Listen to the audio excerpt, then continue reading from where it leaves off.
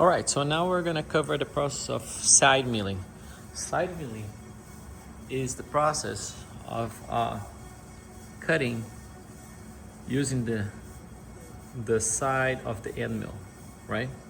So we could cut actually going all the way through, which would actually make this side flat, right? It would be technically the same as facing, but facing would be when it's facing up, or side milling would be like a just going halfway or part, you're still using the side of the end mill, right? So again, we're already talking about this.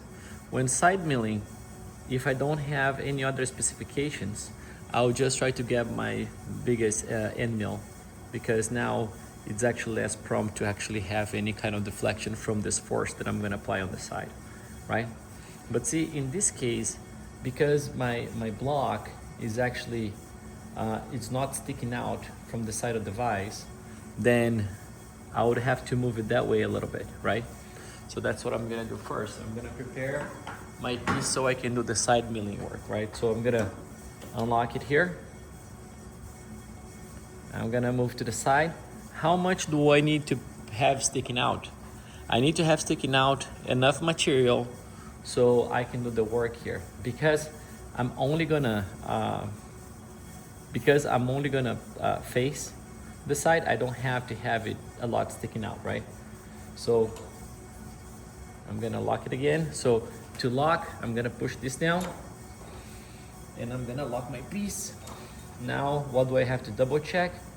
If it's actually being pushed all the way down. That means like if my parallel plates can move up and down, it means that there is a gap there. So if there's a gap, I'm gonna move to the side, and I can clearly see that there is a gap on that side, right? So I'm gonna get open here, and I'm gonna push it down, and then there's a little bit here. Okay, so now the piece is pushed all the way down. Okay, so now I can go back, right? So again, I decided to use my biggest end mill. So I have my biggest end mill here. With an end mill, I can't just have my end mill straight in there, as we talked about before. So I'm gonna have a collet to go with it, and the collet has to go flush, right? So I'm gonna go right there. I'm gonna stick it in here in the quill. You guys can see, but my drawbar went up. So I went up here. I'm screwing my drawbar from the top while I hold this from the bottom. Screwing by hand. A little bit more.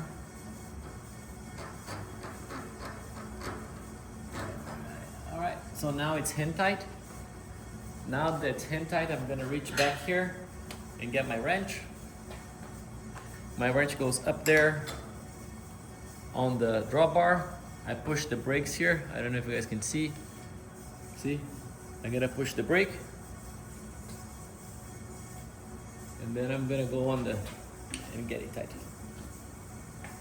All right. Good. My wrench goes back there. Let me position you guys so you guys can see the DRO. All right. Because I want you guys to be able to see the DRO at the same time that you guys see my end mill right there. Okay? So for me to cut the whole side, what do I have to have? I have to have my tool going past the bottom of my piece, right? So I'm gonna try to go back on my X, just so I can see better where I am.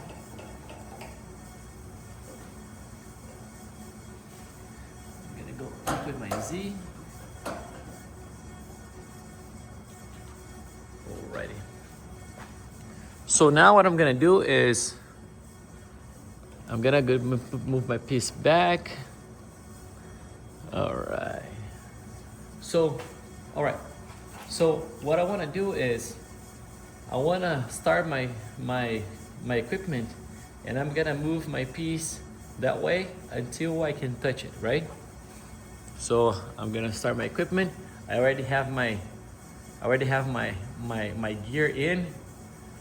So I'm gonna go turn on forward.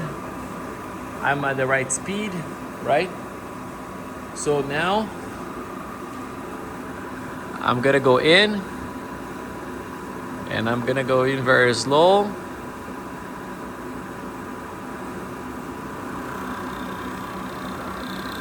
All right, so as soon as I touch it, what I'll want to do is I'm gonna make my piece come forward, right? Now, I wanna make my piece go a little bit that way a little bit, and I can even zero my X. So I'm gonna zero my X, which is this axis, right? So I'm moving my piece 22 thousandths this way, right?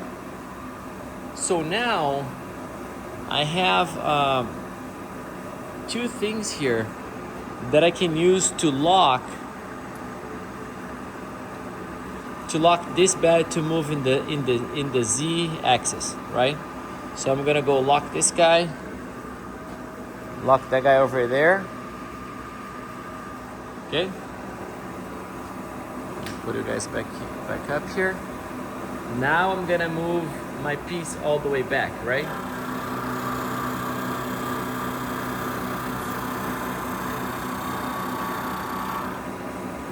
All right. So what do we have to do now? We have to inspect my piece here, and we have to make sure that we cut the whole surface, because it's possible of what?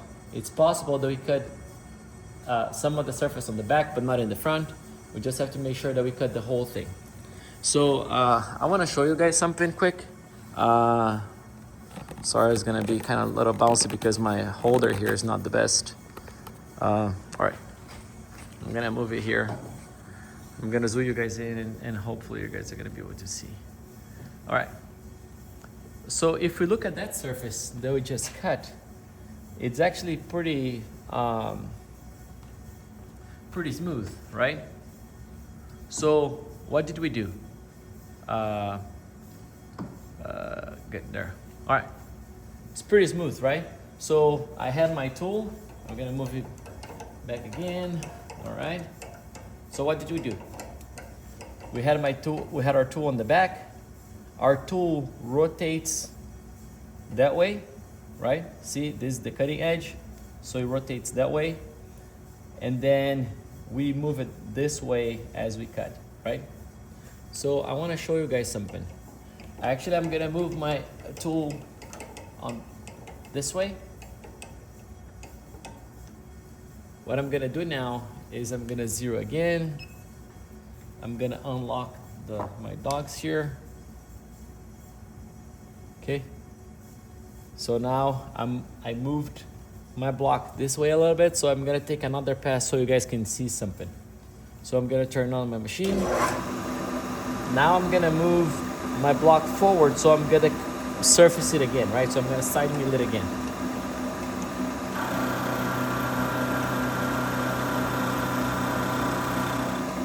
All right. So let me position it again.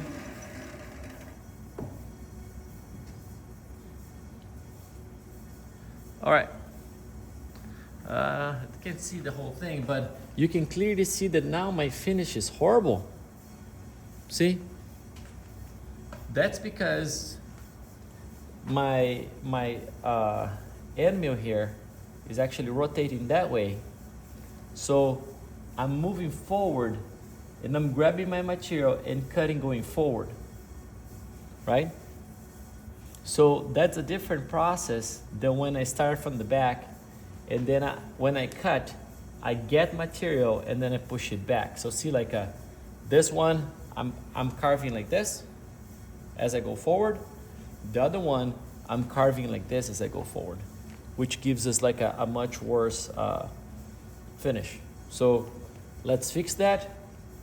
So we wanna make sure your cut is done in a direction that we're gonna have the better finish, right? Okay, so I'm gonna move you guys out a little bit. All right, so I unlocked it. Okay, I moved out, I locked again, turn on.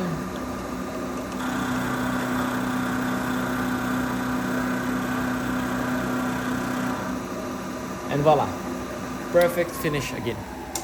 Okay, so the finish is good there.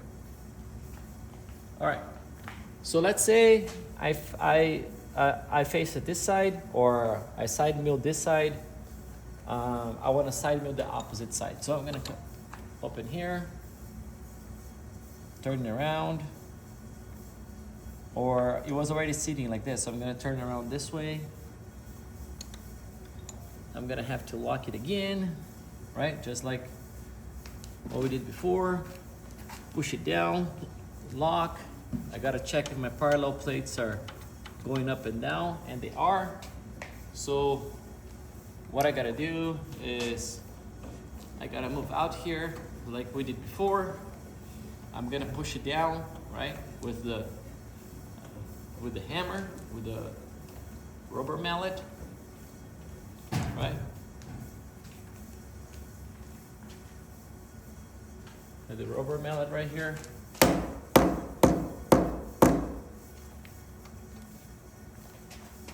It's forward here, so I have better access.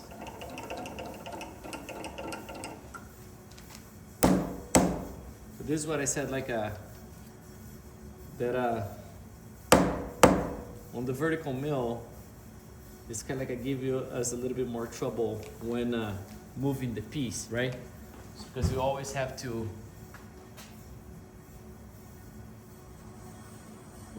reset our piece, right?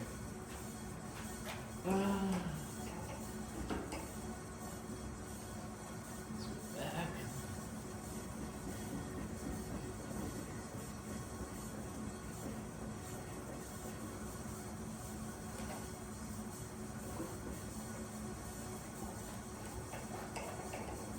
All right. So we want to do it again, right? I'm gonna turn on. So actually, I'm gonna have my end mill kind of like on the side, towards the end, but on the side of my piece, right? So I'm gonna go back to this. Okay, I'm gonna turn on. Again, I'm gonna come in until we touch.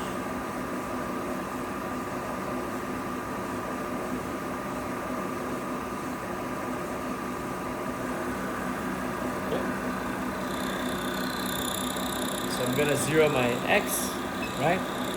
I'm gonna move my piece forward, right? I'm gonna move my piece that way a little bit more. I'm gonna lock my X, so my X is not gonna move. And now I'm gonna cut from the back forward, just like I did before, because my end mill is turning that way. So I just have to bring it in. There we go. We have a good finish there again. Okay. So now that we have a good finish on both sides, what we're gonna do is, what if we need to actually make that to a specific dimension, right?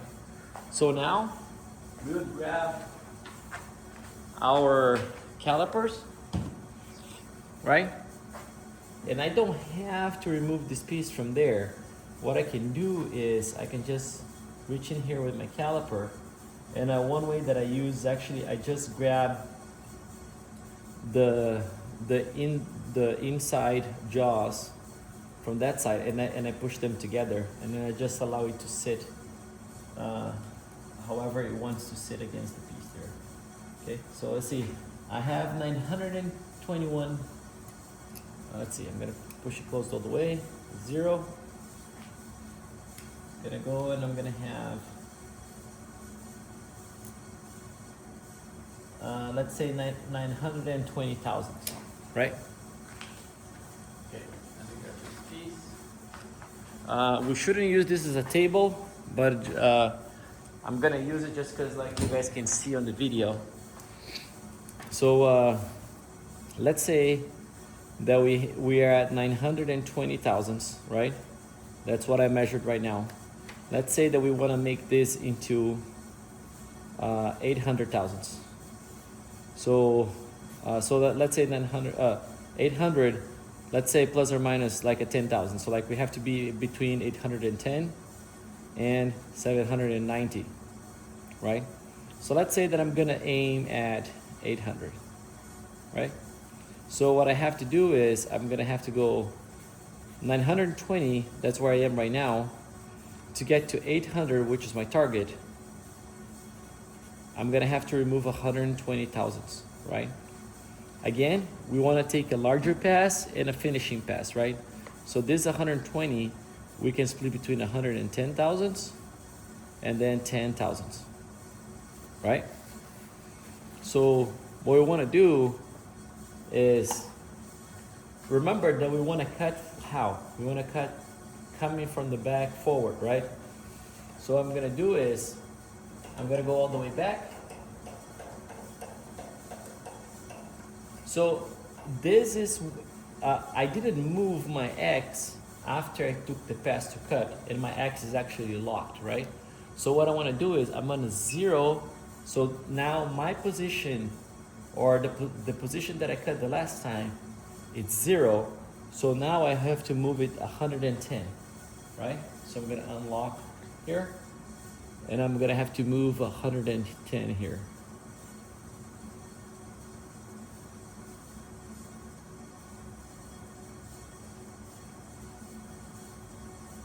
All right. If I go a little bit above or a little bit below, it's not a big problem. Like we're just still gonna be around because we still have to do an extra 10 there, right? So I'm gonna lock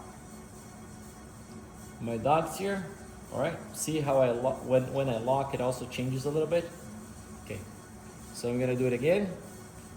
Turn on. Then now I'm gonna take a pass.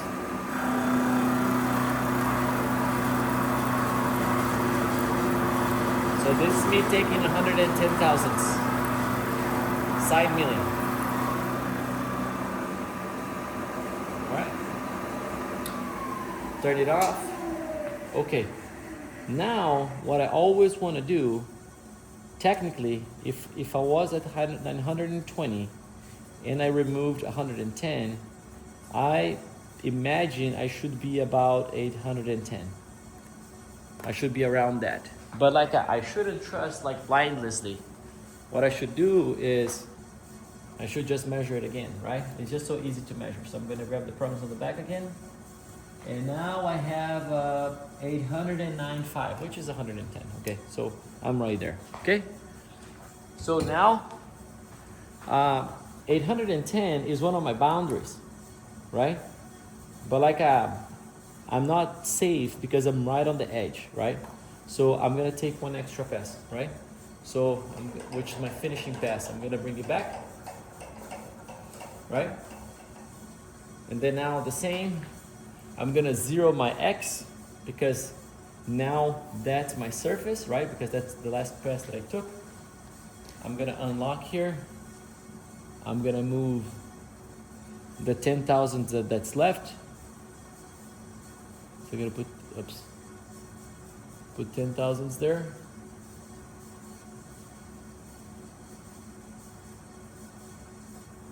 All right, 9, 8. Okay.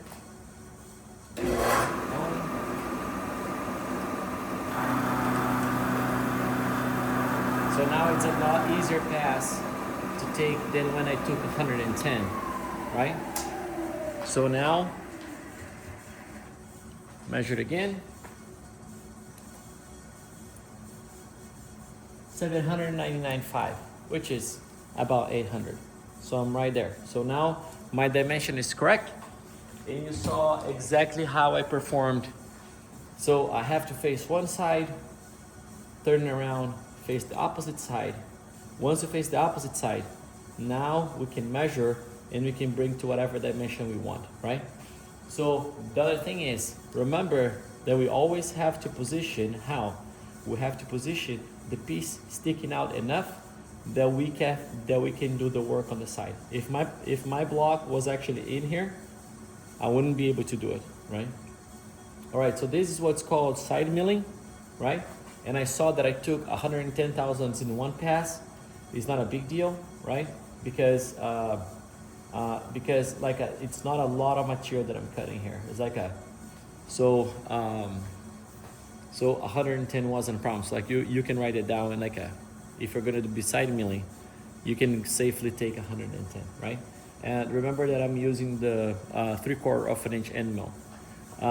Would another end mill be able to cut less? Maybe, because the lateral pressure that this end mill would be able to take without actually deflecting or bouncing, it's a lot bigger than if we're using like a 1/4 inch end mill, for example. All right. So this was a lateral milling. Okay, so the other option would be, so like this is actually when we're taking the whole side, right? What if I wanted to cut only so deep here? What I would have to do is, we would have to come here from the top. I would move, let's see, I'll move this guy down. Move my work down. Let's lock this. I'm gonna move my work in.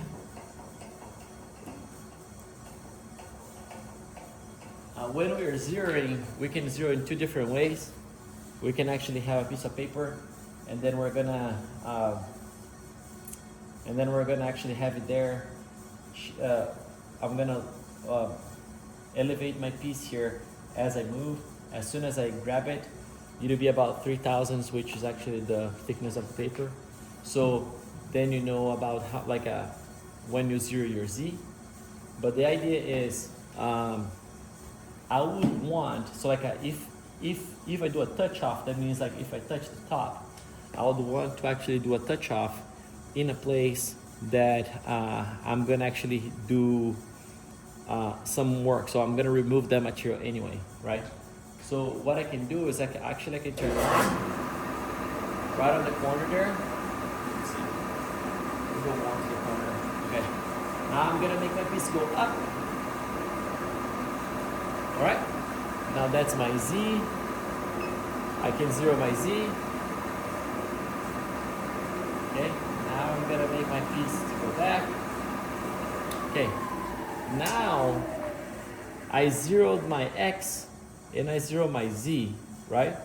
So now I can position exactly where I want, so I can take, so let's say I want to take a cut that is actually 50 thousandths lower. So I can go up by 50 thousandths.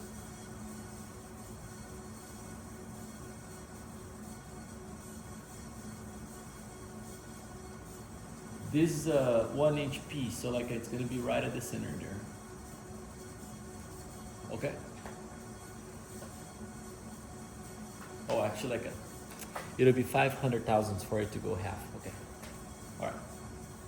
So let's say I do 50 thousandths there, and then now let's say that I'm at the correct. Let's do more.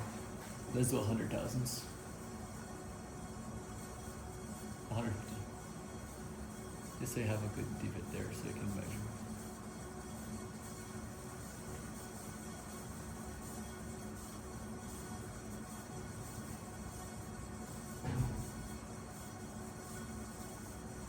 All right.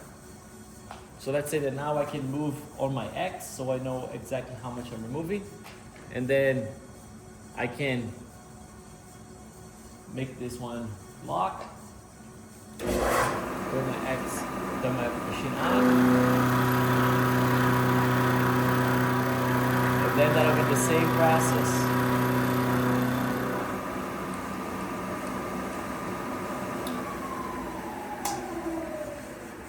So now it will help me if my piece was sticking out further. So then I could just like bring my calipers here, and I could measure how much material I have there, you know. Because it's so close or in a bad position, I may not be able to do it. So like you'd want to think beforehand of all the process that you're gonna do, so you position your stock in a way that you can do measurements and cuts throughout the whole process until you have to actually move your piece again. All right, so I hope this was instructional. It's how we use the vertical mill to do the side milling, and we can take the whole side as we're talking about, or we can actually take it or a partial height from the side.